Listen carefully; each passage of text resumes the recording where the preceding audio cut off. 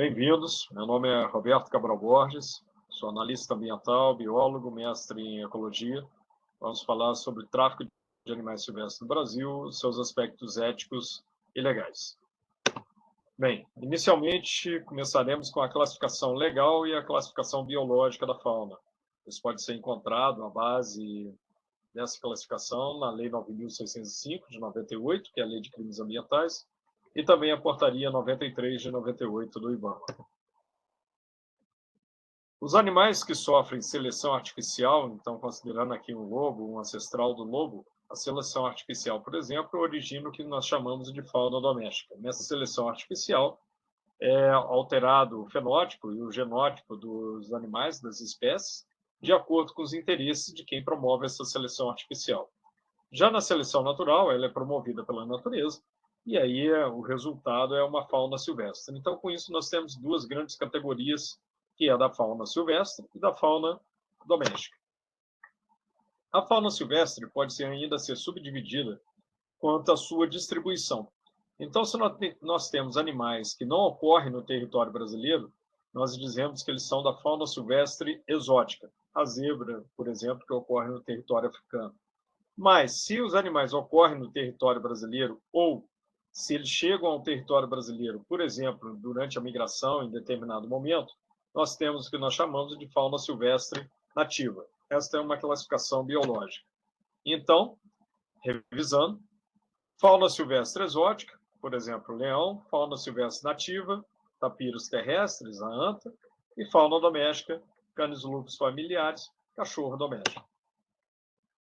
No aspecto legal, nós temos uma pequena modificação, que é o seguinte: a espécie ela pode ser, então, como nós vimos, doméstica ou silvestre. Se ela for silvestre, ela pode ser nativa ou exótica. Se ela for fauna silvestre nativa, na lei ela será chamada simplesmente de fauna silvestre. Se ela for fauna silvestre exótica, na lei ela será chamada simplesmente de fauna exótica. Então, na Lei 9.605, você não encontra o termo fauna silvestre nativa, você encontra o termo fauna silvestre, para se referir à fauna silvestre nativa. E você encontra o termo fauna exótica, para se referir à fauna silvestre exótica. Além disso, é importante que a gente saiba distinguir o que é um espécime, que na verdade nada mais é que um indivíduo, de espécie. Então, na hora que você tem espécime aqui, ó, um indivíduo, espécime aqui, dois indivíduos, e a espécie Canis lupus, a subespécie Canis lupus familiares. Então, sempre que vocês encontrarem na lei falando em espécime, nós estamos falando em indivíduos. Quando eu considero o espécime, que nada mais é que o animal, ele pode ser da espécie silvestre ou da espécie doméstica. Se ele for da espécie silvestre, ele pode ser um animal que está em vida livre, ou pode ser um animal que foi capturado ou nasceu em cativeiro. Então, ele vai ser dito domesticado ou amansado. Se ele for da espécie doméstica e estiver no ambiente doméstico, ele está no local adequado. Se ele for da espécie doméstica e estiver no ambiente natural, nós vamos chamá-lo de aselvajado ou então feral. Então, um cão que fugiu para o ambiente natural, formou matilha e está caçando e vivendo por conta própria, é chamado de cães ferais ou aselvajados.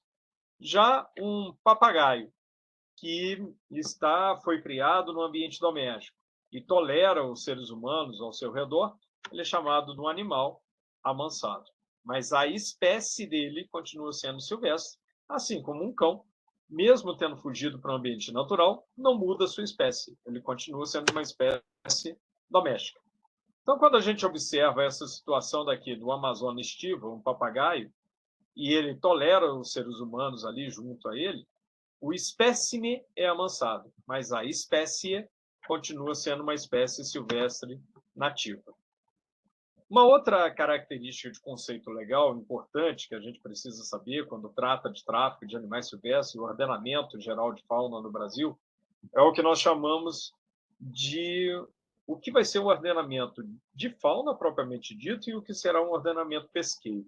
Pelo artigo 36 da Lei 9.605, é definido como pesca todo o ato de retirada de animais, seja peixes, crustáceos ou moluscos, do ambiente aquático.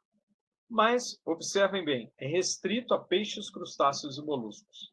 Se eu retiro uma estrela do mar, a estrela do mar, por exemplo, ela é um equinodérmata, ouriço do mar, estrela do mar, pepino do mar. Sendo um equinodérmata, o ato de retirada desse animal do ambiente aquático não caracteriza pesca, e sim caça. Da mesma forma, inclusive as pessoas falam, né, caça a baleia. Baleia é um mamífero, não é um peixe. Sendo assim, a retirada, a captura desse animal não é um ato de pesca, é um ato de caça. Jacaré da mesma forma, boto também, então uma tartaruga marinha, qualquer um desses animais que sejam atacados, capturados, retirados do ambiente aquático, o ato é um ato de caça e não de pesca. Mas por que as pessoas traficam animais? Traficam animais porque eles valem dinheiro. Não tão pouco, igual aí, ó, o mico-leão-dourado na nota de 20, a arara na nota de 10, uma garopa, na verdade um mero, na nota de 100, uma onça na nota de 50.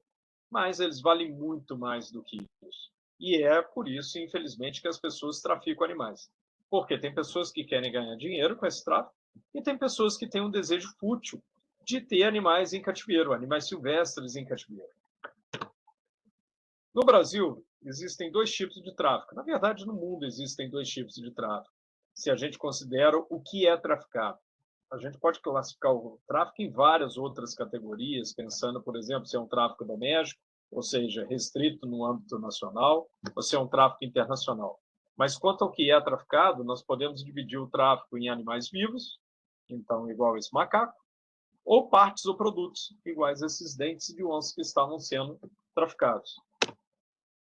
Quando a gente desce em Botsuana, na África, no aeroporto de Botsuana, a primeira coisa que a gente encontra, a primeira coisa que a gente vê de uma forma imponente, magnífica, mas triste, é essa estátua feita com marfim, com dentes de elefante. Lembrando que as pessoas, na verdade, matam esses animais simplesmente em razão dos seus dentes, do marfim. Também, isso daqui é uma cena relacionada a uma das maiores apreensões de chifre de rinocerontes na África, na Ásia, desculpa, e mostra como que o tráfico de partes de animais é comum e presente, então, no continente africano e no continente asiático. Mas o tráfico de partes de animais não se restringe a esses continentes, embora neles sejam mais característicos e mais visíveis. Essas facas, por exemplo, o cabo delas é feito com marfim, foi apreendido aqui em Brasília durante uma feira de cutelaria. A bainha que vocês veem ali na parte superior do slide é feita com pele de elefante, e tudo isso foi apreendido porque, na verdade, era irregular. Tá, o animal foi morto, e por isso foi morto, não existia documentação, e por isso foi apreendido.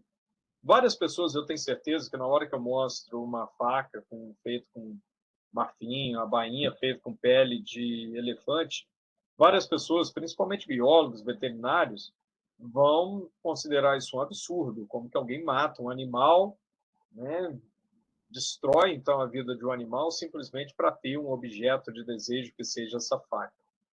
Mas pensem bem se isso também não é o mesmo padrão quando alguém captura e quer ter um animal na gaiola, dentro da sua cozinha, dentro da sua casa, ao invés desse animal estar livre na natureza. É o mesmo padrão.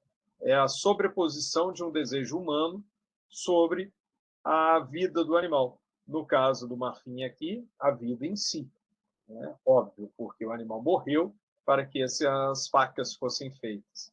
Mas no caso do animal traficado, do animal dentro da gaiola, do animal dentro de um terrário, também é a vida dele. É uma vida de liberdade que ele poderia ter tido e que ele foi roubado. Isso daqui é uma pele de zebra no continente africano, aqui já na África do Sul, sendo vendida livremente em feiras, é o que acontece.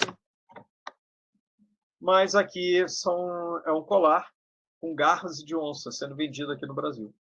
Então, observa que não é só no continente africano que a gente tem esse tráfico de partes de animais silvestres. A gente também pode se referir a isso daqui, ó, um quadro com borboleta sendo vendido. Observe que esse daí estava R$ 42, já faz alguns anos. mas várias borboletas foram mortas, em razão, na verdade, só nesse quadro, 1, 2, 3, 4, 5, 6, 7, 8, 9, 10. 10 borboletas mortas, simplesmente por R$ 42. Bem, com ações de fiscalização, as pessoas mudaram o comportamento e várias lojas passaram a vender quadros de borboleta ainda, mas com decalques de borboleta. Então, eles continuaram com um tipo de atividade, continuaram com o quadro, algumas pessoas gostam, mas utilizando decalque. Observem, sem matar nenhum animal. Isso decorrente de uma atividade de fiscalização que fez cumprir a legislação nacional.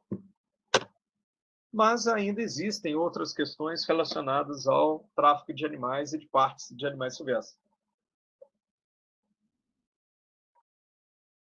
Uma delas se relaciona a isso. Observem só. Cocares com penas de araras, de papagaio, de ararajuba, de vários animais. Tá, mas será que essas penas foram todas encontradas no meio do mato? Vocês já pararam para se perguntar? É interessante que normalmente esses cocares, esses produtos, esses artefatos, acabam sendo vendidos para pessoas que gostam do meio ambiente, que gostam da natureza, e elas não fazem a ligação de que, na verdade, elas estão andando com cadáveres na cabeça. Outra coisa muito importante é que, usualmente, a hora que você vai observar do que é feita a base, é de barbante. Barbante de onde? De armarinho. Então, as pessoas utilizam barbante de armarinho para fazer o cocar, mas a pena tem que ser de um animal silvestre morto para isso?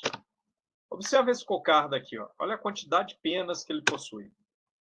Na verdade, essas penas são as remiges secundárias, que cada ave vai ter no máximo 6 penas dessa em cada asa. Então, 12 para uma ave. Olha quantas dessas penas necessárias, então. Então, quantos papagaios foram necessários para fazer este cocar. E é isso, é sobre isso que a gente fala quando se trata de cocar e de penas, é a morte dos animais. Essa daqui é uma pena que foi realmente pega no chão. Não sei o quanto cada um de vocês andam no meio do mato, eu ando bastante, e a gente não encontra penas em quantidades suficientes para fazerem cocares daquela forma, com penas bonitas, penas ainda viçosas. Isso simplesmente não acontece. Então, se você tem cocar com pena bonitinha ou brinco de pena, na verdade, o que você está usando é uma pena de um animal que foi morto para este fim, ou então de um animal que está sendo mantido em cativeiro e tendo suas penas arrancadas. Seja uma situação, seja outra, concordam comigo que é uma situação absurda? Na verdade, é uma situação na qual os animais estão sendo mortos ou explorados de forma indevida.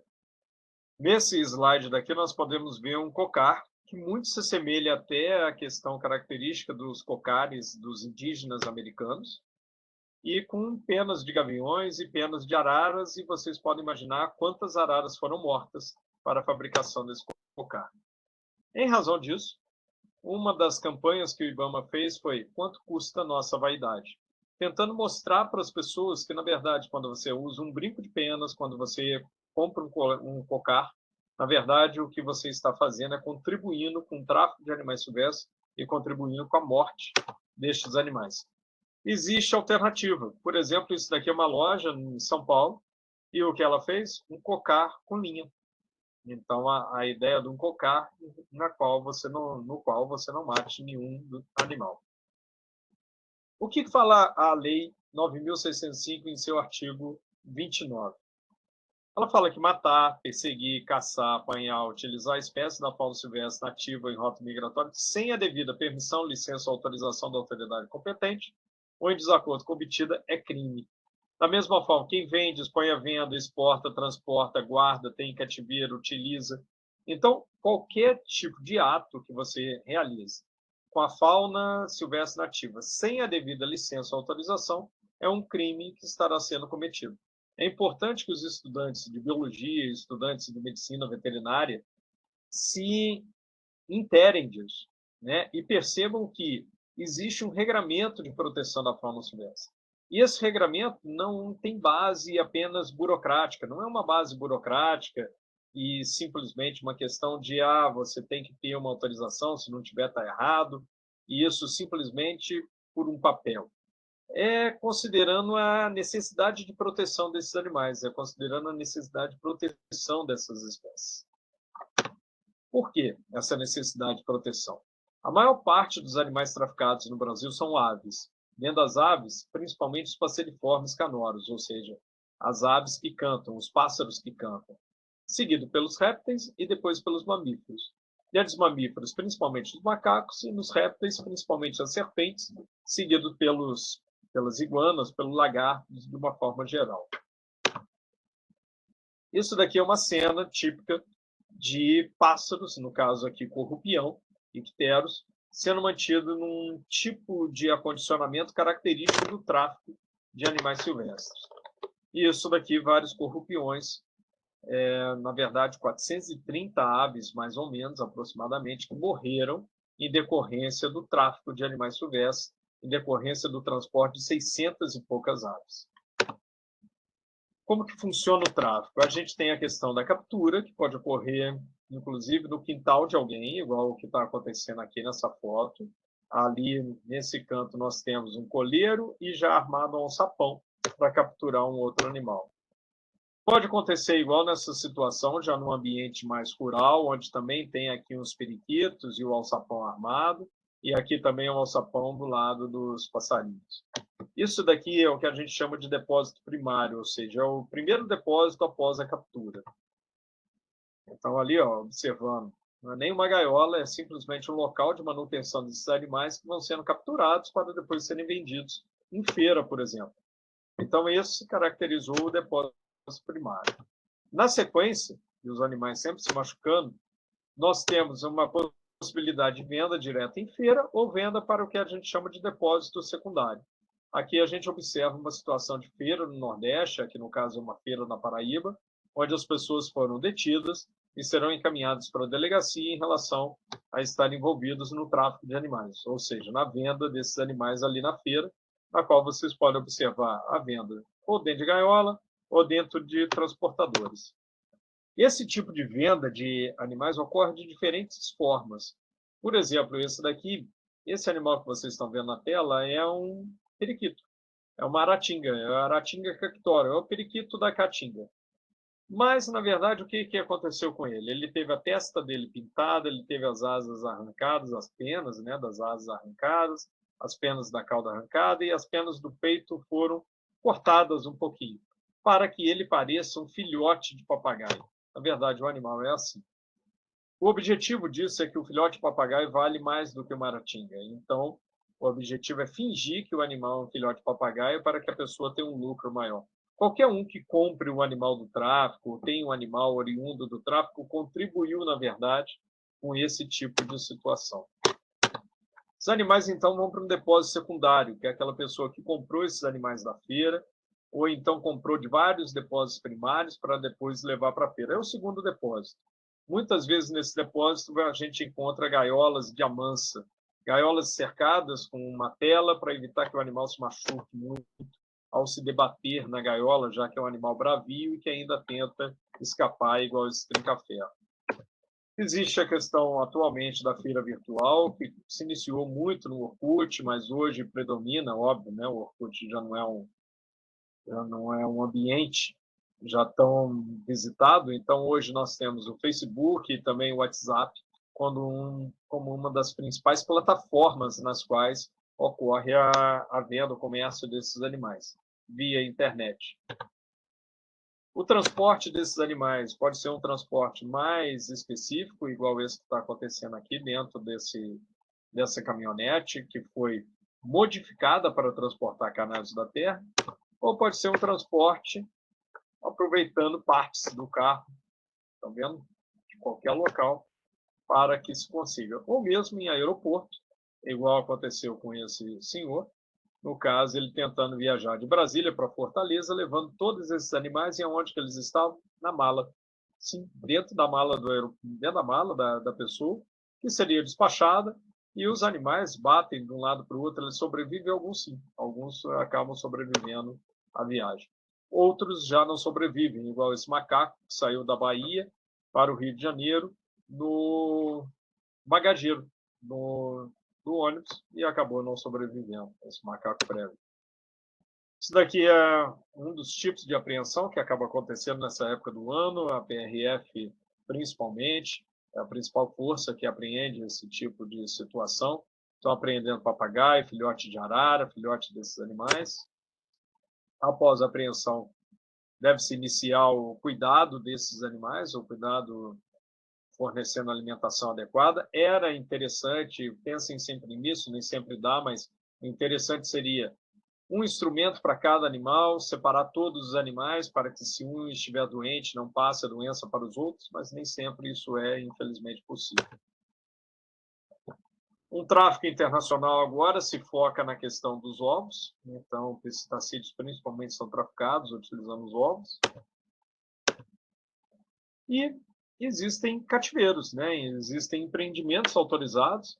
A Lei 5.197 entendeu naquele momento que você ofertar a possibilidade de ter um cativeiro autorizado e que esse cativeiro disponibilize para a população animais oriundos dele, que isso atuaria competindo com o tráfico de animais silvestres, competindo com a caça de animais silvestres, diminuindo tanto o tráfico quanto a caça.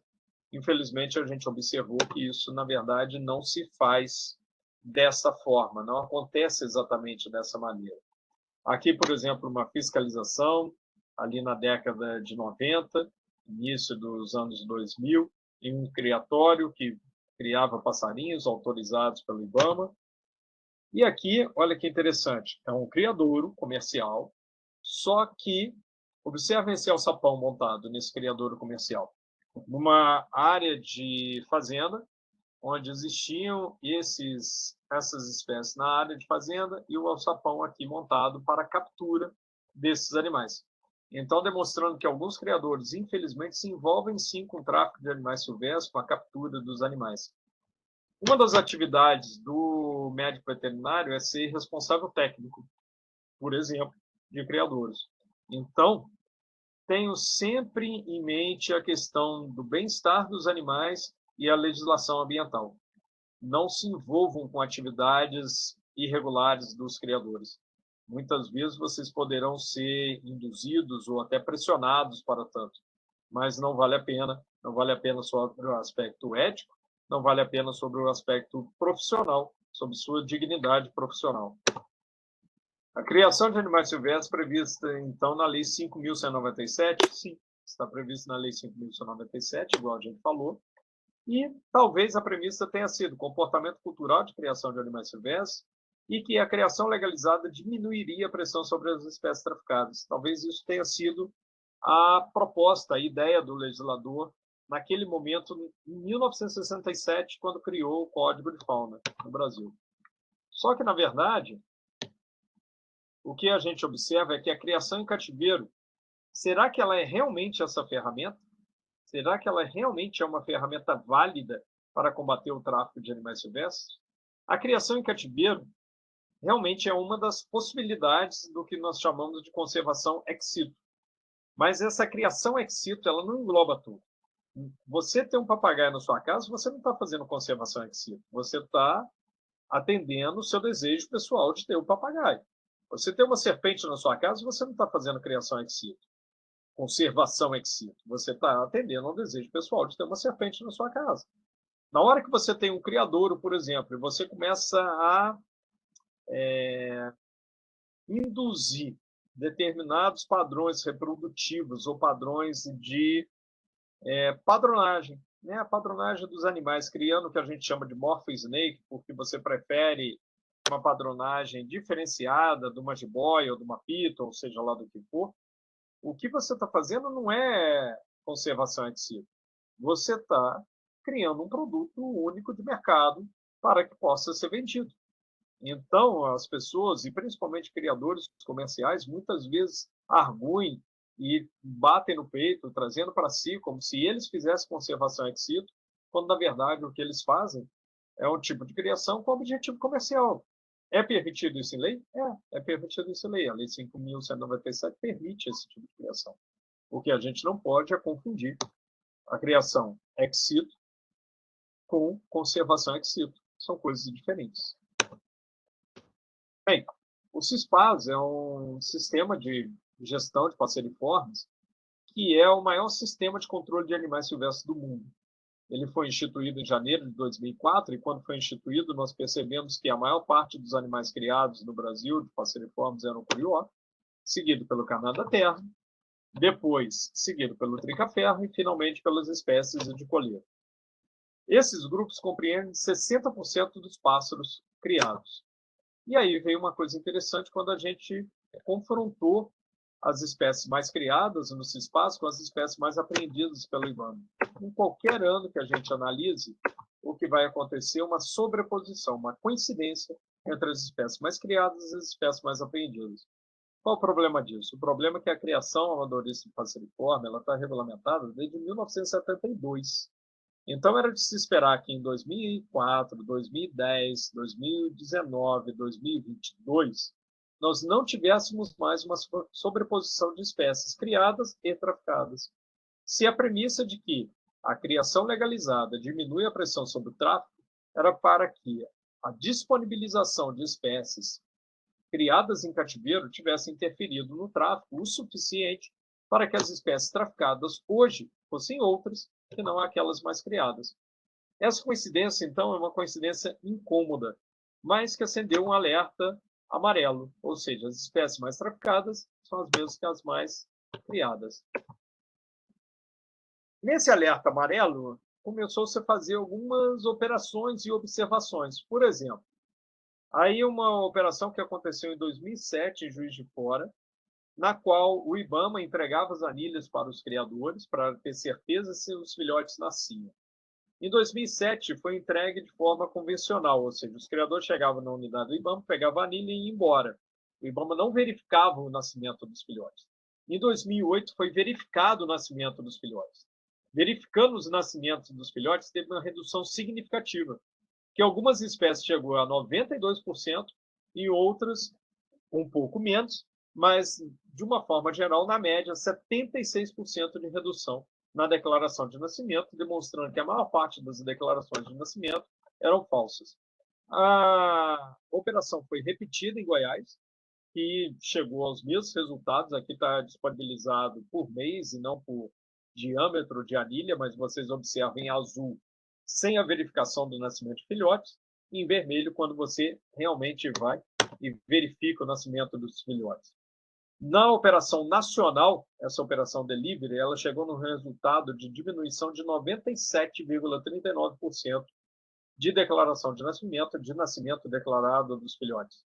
Isso para as anilhas 2.2 e 97,26% para as anilhas 3.5. São anilhas basicamente de coleiros e embaixo de trinca-ferro e de galo da campina, demonstrando que mais de 97% das declarações de nascimentos anteriores eram falsas, eram fraudulentas. Uma outra questão relacionada a isso, que mostra um problema na criação, é o seguinte: macho em aves é ZZ e fêmea é ZW, a questão dos cromossomos. Então, isso dá uma proporção de 50% de fêmea e 50% de macho. Vocês vão aprender, provavelmente, em alguma disciplina, que esse determinismo biológico ele é tão premente, ele é tão severo, que nem a potente indústria das aves, né, de criação de galinhas poedeiras, conseguiu alterar isso. Eles ainda têm vários machos nascendo. Mas os criadores amadoristas de passeriformes, sim, a gente tem em vários momentos uma situação na qual a gente tem mais machos do que fêmeas. Além disso, uma outra operação que foi chamada de roleta russa demonstrou para a gente que 60% dos criadores fiscalizados acabou resultando em notificação e autos de infração, outros 12% não permitiam a entrada do IBAMA e outros 12% o endereço não batia com o endereço informado. Somando tudo isso, nós temos 84% de irregularidades. Então, a gente tem uma categoria que tem 84% de irregularidade.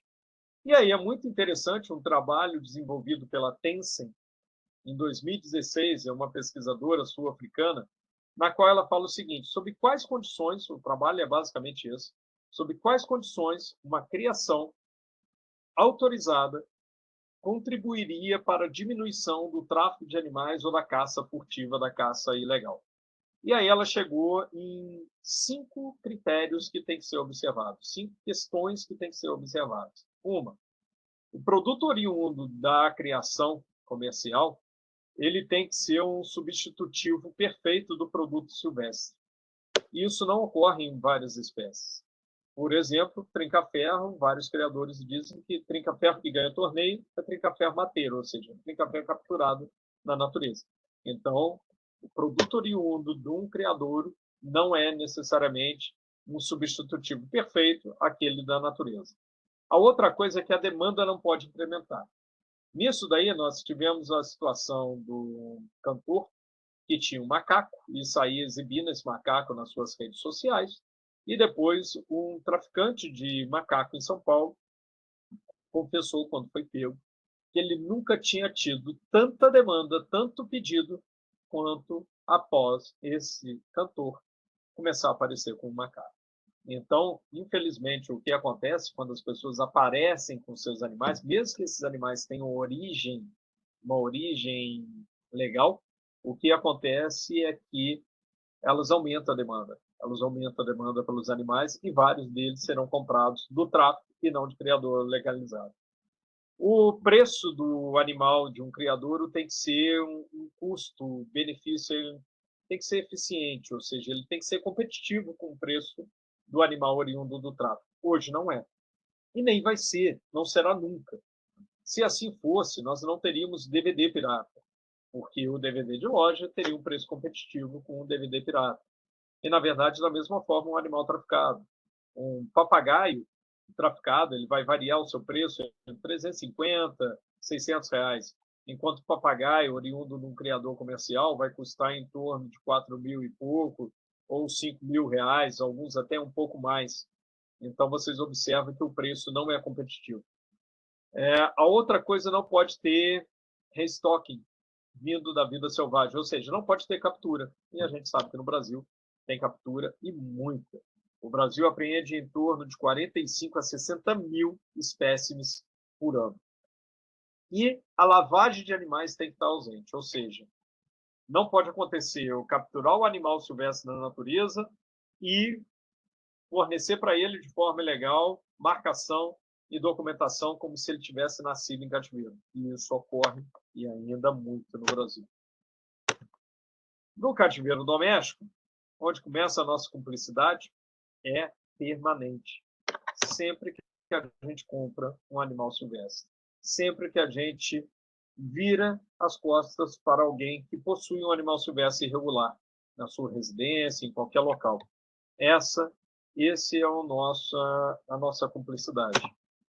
Isso daqui é que muitas vezes a gente encontra cativeiro. Olha só, isso é um bicudo, uma espécie rara, uma espécie ameaçada de extinção, e a condição da gaiola do bicudo. Aqui o papagaio é alimentado com café com leite e girassol, uma alimentação, portanto, então, totalmente inadequada. É interessante que, muitas vezes, o animal que é oriundo do tráfico é mantido em cativeiro doméstico, em cativeiro ilegal, e o médico veterinário não denuncia isso. Ele chega, atende um animal, por exemplo, numa situação dessa, observa que esse ainda está com uma corrente na pata, isso acaba sendo uma situação que implica muitas vezes em quebra da pata do animal, deslocamento do membro dele, quando ele cai desse poleiro da gaiola e fica pendurado por essa corrente. O fato de ser alimentado com girassol arrebenta o fígado dele. E eu vejo muitas vezes vários veterinários questionarem, dizerem: não, não, mas eu já orientei agora e a situação desse animal será melhor. Qual situação desse animal será melhor? Esse é um animal traficado. Essa pessoa deveria aprender que ela não pode traficar animais.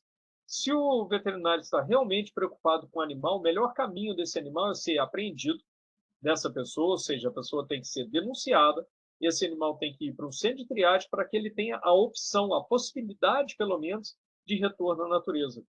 Se você não acredita em centros de triagem, se acha que os centros de triagem não estão adequados como deveriam ser, existem concursos para o IBAMA, existem centros de triagem de diversas, seja de prefeitura, de vários dos estados, de vários locais, e são campos férteis para que recebam médicos veterinários de Silvestre e trabalhem ali, desenvolvam projetos, ONGs também que desenvolvam projetos de reintrodução dos animais, de recuperação desses animais.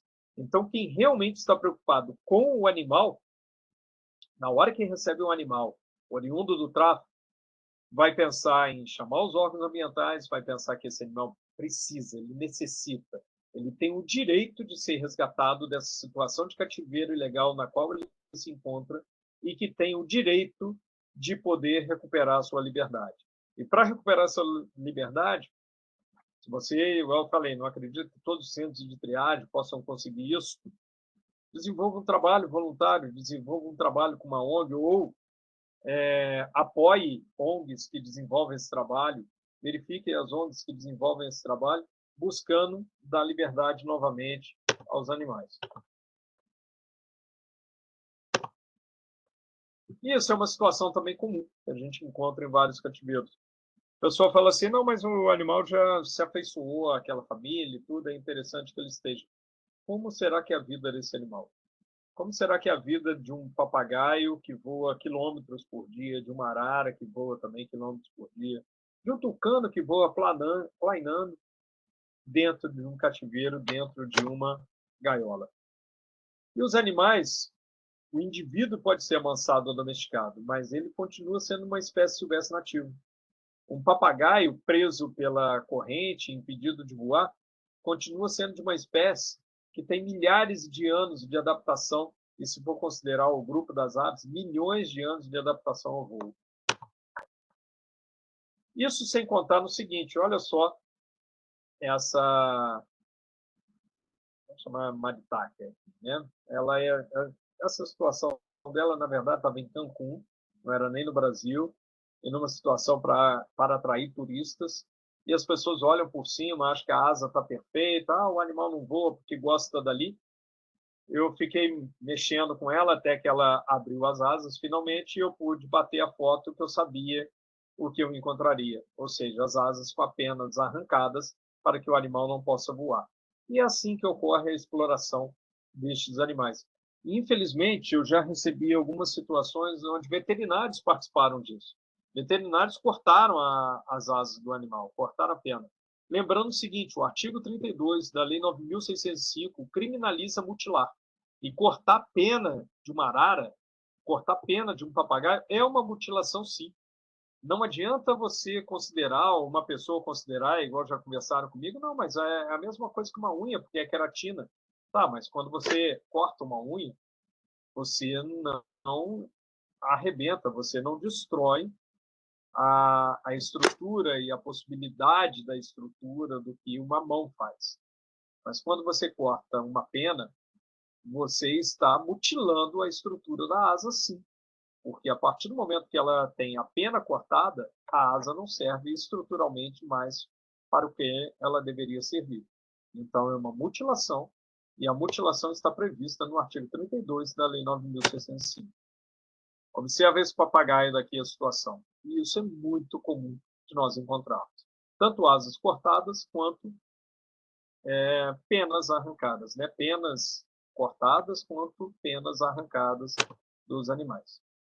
Existe uma necessidade de controle social, existe a necessidade, então, que nós, biólogos, médicos veterinários, pessoas que não são formadas nem em biologia, nem em medicina veterinária, que essas pessoas se indignem com a manutenção em cativeiro de animais silvestres. E denuncie essa manutenção em cativeiro, ou se o animal, se ele tiver origem legal, não tem a questão de denúncia, mas questione o proprietário daquele animal, se ele considera aquilo correto, o passarinho dentro da gaiola, a arara sem poder voar, o papagaio preso por uma corrente, se aquilo é correto. A questão é que o tráfico de animais silvestres é um crime, sim, mas nem todo mundo considera o crime ambiental como crime. Se você não considera isso, você vai ver um papagaio num poleiro e vai considerar isso uma coisa normal, como se fosse um quadro na parede pela vida inteira. vai considerar que colocar passarinhos na varanda é normal e, inclusive, em comércio. Isso seria normal, mas o que não é. O transporte desses animais, tudo isso vai aparentar uma coisa normal, mas que, na verdade, não é. Fora isso, tem a questão da lavagem dos animais, ou esquentamento de animal. E aí a gente tem que lembrar isso daqui, ó.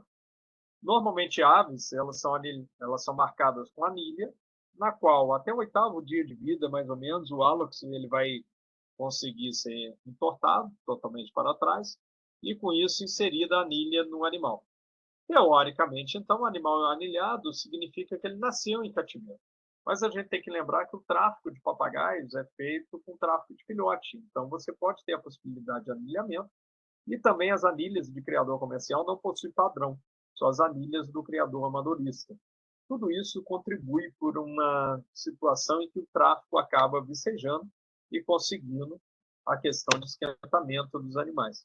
Mas existem indícios que nos mostram, tipo, dedo quebrado, quebrada, pata mutilada. Esses indícios todos apontam para que o animal foi mutilado, na verdade, para que ele recebesse essa marcação e parecesse que nasceu em cativeiro.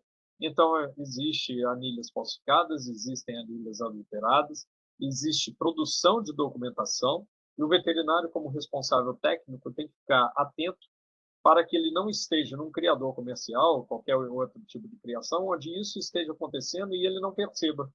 E já que ele é o responsável técnico, ele também é responsável pelo que acontece ali. Aqui ao lado direito, na pata do animal, nós temos uma anilha falsa, e aqui do lado esquerdo, uma anilha verdadeira. Uma anilha falsa, ainda uma falsificação grosseira, várias falsificações agora são bem melhores do que essa. Então, vocês observem que, segundo o trabalho lá da Tencent, a lavagem de animais tem que estar ausente, só que no Brasil ela não está. Então, a criação autorizada no Brasil realmente não contribui para a conservação. Nós temos um tráfico, principalmente da região norte, nordeste, centro-oeste, em direção aos grandes centros do sudeste. Fora isso, existe o tráfico local, o tráfico regional, em cada região, cada situação, e o tráfico interestadual. Se nós formos considerar não só essa questão do Brasil, mas como um todo, nós vamos ver algumas rotas relacionadas a esse tráfico. Então, em verde, as rotas domésticas, em vermelho, as rotas do tráfico do Brasil para fora, exportação, e em amarelo, as rotas dos outros continentes para o Brasil. Principalmente África, Ásia, mas também animais vindos, oriundos dos Estados Unidos. A gente se preocupa muito com esse tráfico externo. Por exemplo, isso daqui é uma jiboia, que é nossa, uma espécie nossa, na África do Sul. E provavelmente pode ter ido para lá alguns desses exemplares traficados. Mas a gente também tem que se preocupar com o tráfico reverso, o tráfico internacional reverso. E para que uma espécie possa entrar no Brasil, ela tem que ter um parecer técnico oficial favorável e uma licença ambiental expedida na forma da lei. Então, isso está disposto desde a lei em 1967. Desde a lei lá em 1967, que é a lei 5.197. No seu artigo 4º, falava: nenhuma espécie poderá ser introduzida no país sem parecer técnico oficial favorável e licença pedida na forma da lei. Esse artigo ele foi recepcionado pelo artigo 31 da Lei 9.605, de 1998, que mantém a exigência do parecer técnico e da licença. Então, um animal exótico aqui no Brasil, ele tem que ter uma licença expedida e tem que ter um parecer técnico. Esse parecer técnico, ele tem que respaldar essa licença. Isso é muito importante, tanto que, vamos pegar esse caso daqui da Ilha de Gã. A Boiga irregularis, que é uma cobra marrom, foi introduzida na Ilha de Gã, e, na verdade, o que ela fez foi quase que dizimar a fauna nativa de pássaros, que não estavam adaptados a esse tipo de predador. Ela é uma serpente arborícola e, com isso, conseguiu atingir e atacar os animais, inclusive em seus ninhos. No Brasil, nós já tivemos propostas que foram debeladas, que foram impedidas de acontecer, justamente pensando no risco à biodiversidade. Um deles era esse Tríops, era um brinquedo da estrela junto com o Gugu. Na verdade, eram ovinhos de crustáceos que iriam se desenvolver. Mas aí qual o problema? Eu estou trazendo um animal que é exótico à fauna brasileira, exótico ao ambiente aquático brasileiro, as pessoas iriam criar esses animais em aquários, mas possivelmente vários iriam soltar. Acabou-se entrando com uma ação e isso foi bloqueado, não foi para frente. Nós temos aqui no colo dessa pessoa o ferret, e aqui a gente tem o furão brasileiro. Bem, devido à proximidade entre as espécies, o ferret pode ser trazido para o Brasil, sim, mas ele tem que ser trazido castrado. Isso significa, então, uma segurança para a biodiversidade nacional, considerando que, mesmo que o animal fuja e ingresse no ambiente natural, ele não vai conseguir se reproduzir e, com isso, se tornar uma espécie invasora. É essa a proposta. A gente viu no slide anterior, em 2003, algumas pessoas solicitaram ao IBAMA que liberassem criação de piton aqui no Brasil. Não foi deferida essa solicitação, base na questão mesmo do risco ambiental e também numa restrição presente na Portaria 93 de 98. Com a LC 140 de 2011, embora não seja atividade dos estados a liberação de espécies exóticas, vários estados têm começado a liberar a criação desses animais, desconsiderando tudo que já acontece no mundo relacionado a isso. Olha só alguns trabalhos científicos. Quando pets se tornam pestes. Eu acho isso interessante, muito bem bolado esse título, né, para a pessoa que fez. Ou seja, o papel de pets exóticos, né, comercializados na produção de vertebrados invasores. O risco ecológico de boas não nativas, né, e pitons, que podem ser potencialmente invasivas nos Estados Unidos. Aqui os problemas do PET, a questão de fatores econômicos e biológicos que influenciam as solturas de répteis alienígenas, ou seja, exóticos a determinado local, e anfíbios também. E olha só, cobra piton capturada em calçada de Maringá. Existem esses animais já no Brasil? Existe, mas a gente não precisa incentivar.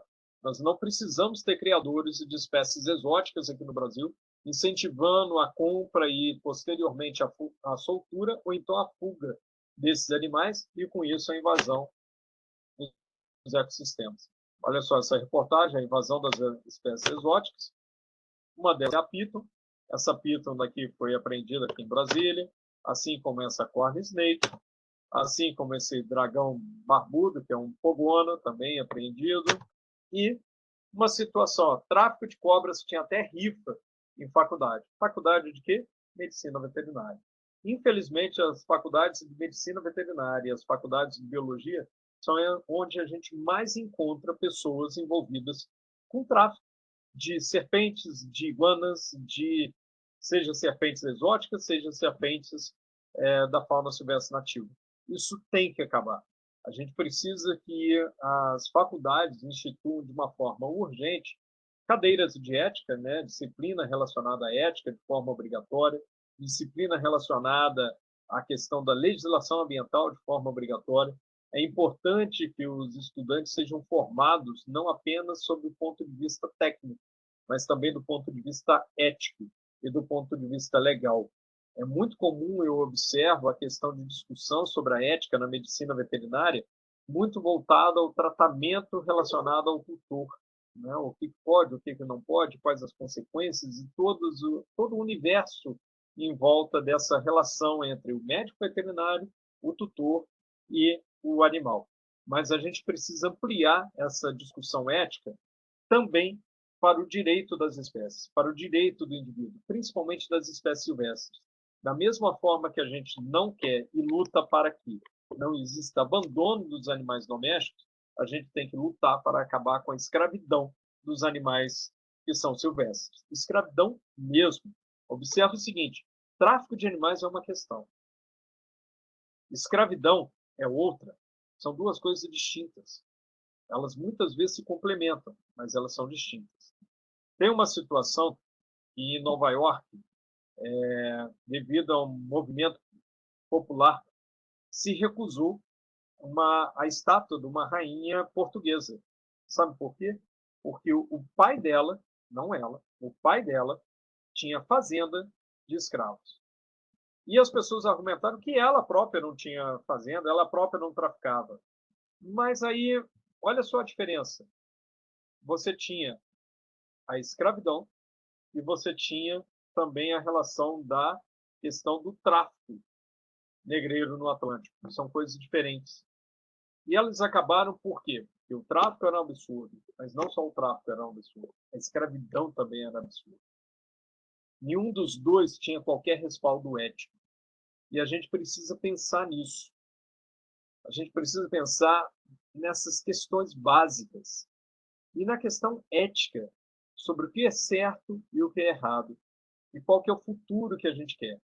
Nesse pensamento, a gente precisa entender que não apenas o tráfico de animais é errado, mas a escravidão dos animais também é errado, no sentido de que eu tenho papagaios de uma espécie que hoje ocorre em liberdade, ocorre na natureza, e eu estou condenando indivíduos dessa espécie ao cativeiro, sendo que ele tem um lugar na natureza, ele poderia estar solto. Eu tenho jiboias, cujos indivíduos ocorrem na natureza, cuja espécie ocorre na natureza, e eu estou condenando esse animal a um terrário. Isso tem que ser levado em conta, isso tem que ser discutido. Legalmente pode? Sim, legalmente pode. A gente viu, tem a Lei 5.197, você pode instituir, você pode, como médico veterinário, ser responsável técnico de um criador, e você pode, sendo responsável desse criador, auxiliar e vender vários desses animais. Mas a pergunta que deve ser feita é: isso é correto? E eu desafio cada um de vocês, conversem sobre isso depois. Até onde que vai o limite do que é certo e do que é errado? Eu mantenho um animal em cativeiro, mas é um animal doméstico? Ok, isso pode ser certo, porque, pensem bem, não existe local para poodle na natureza. Não existe local para Rottweiler na natureza. Não existe local para São Bernardo, que seja um labrador na natureza. Não existe local. Não existe local para um vira-lata, sem raça definida, se assim desejar, na natureza. Mas existem locais para papagaios na natureza, para jiboias na natureza, para vários animais silvestres. Eu preciso pensar sobre isso. E o cúmulo da questão acabaram trazendo uma naja para o Brasil, sem o soro, e brincando com esse animal, e aí a pessoa acabou picada por este animal. E era óbvio que quem tinha uma naja, com certeza tinha vários outros animais, o que se mostrou verdadeiro. Para você chegar na naja, significa que você passou por vários animais. E aí vem o seguinte: não dá para estudante de veterinário ou biologia arguir desconhecimento. Vocês não podem se esconder atrás do desconhecimento para falar: eu não sabia. Eu não sabia que trazer um animal, comprar um animal, manter um animal desse em cativeiro, eu estou interferindo com a biodiversidade do país de onde ele foi retirado. Eu não sabia que manter um animal desse em cativeiro, eu estou arriscando a biodiversidade nacional.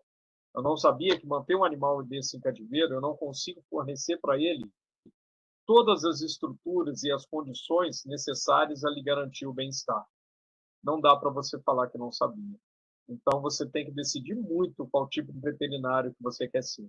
Um veterinário que vai lutar pelos animais ou um veterinário que vai simplesmente ganhar dinheiro, aproveitando que existem pessoas que acham que gostam dos animais, mas que, na verdade, gostam de ter, gostam de possuir os animais.